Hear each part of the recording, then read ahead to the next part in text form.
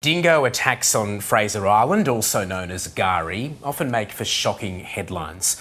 But the local Butchulla Aboriginal group say the problem lies in the increased number of visitors to the island.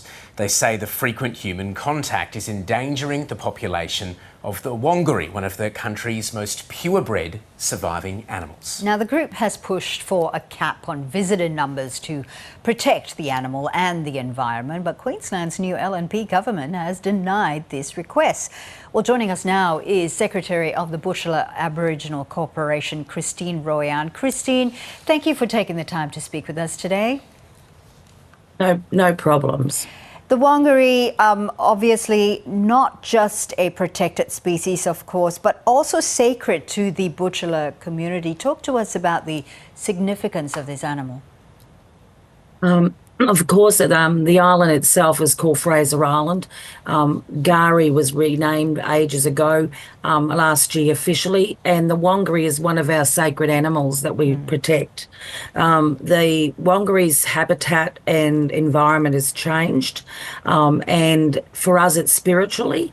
We have a beautiful World Heritage listed island, and one of the main things you ask the visitors is they want to see a wongaree. Now, unfortunately, the overcrowding of the people coming in and to cap them would have been more beneficial, one, for the protection of the wongaree, but also to look after the unique bio environment and to protect our country. And of course, from Butchulla's point of view, we say what is good for the country comes first, including our precious wild dingo, which is a wongaree. Yeah. Talk to us about this impact of the visitors to the island. What are you seeing in terms of the impact on the environment and the habitat of the wongaree?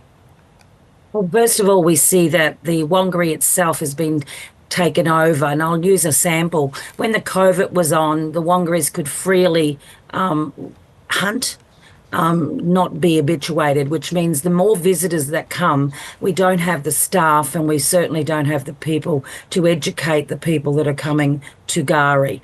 That means that they are feeding them, which means then, of course, the attacks are more frequent.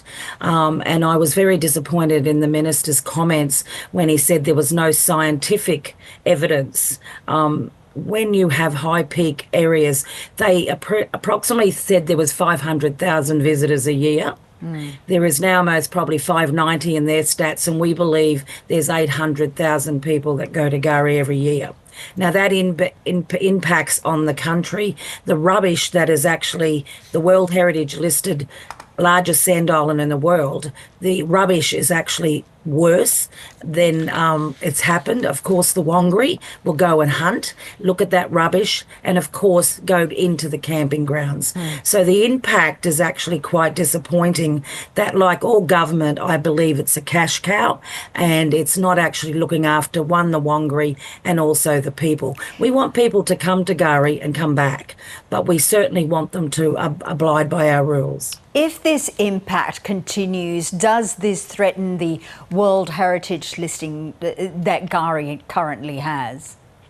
We have a World Heritage Committee, which I've been part of, yes, I believe that we will, because we're trying to extend the World Heritage down to Rainbow Beach. And what's more importantly is, of course, it impacts the more visitors that come. Now, it's not about the visitors. We want visitors, but we want them to be actually controlled and to limit the numbers and cap them. For example, certain areas at the moment, there's a place called Lake Mackenzie, and it's called, in our term, it's our Wisdom Lake, and it's called Boragora. Those wongarees are travelling over to there because everyone's eating and automatically affecting. It's 97% capacity. How do you control it if you have other people that just turn up?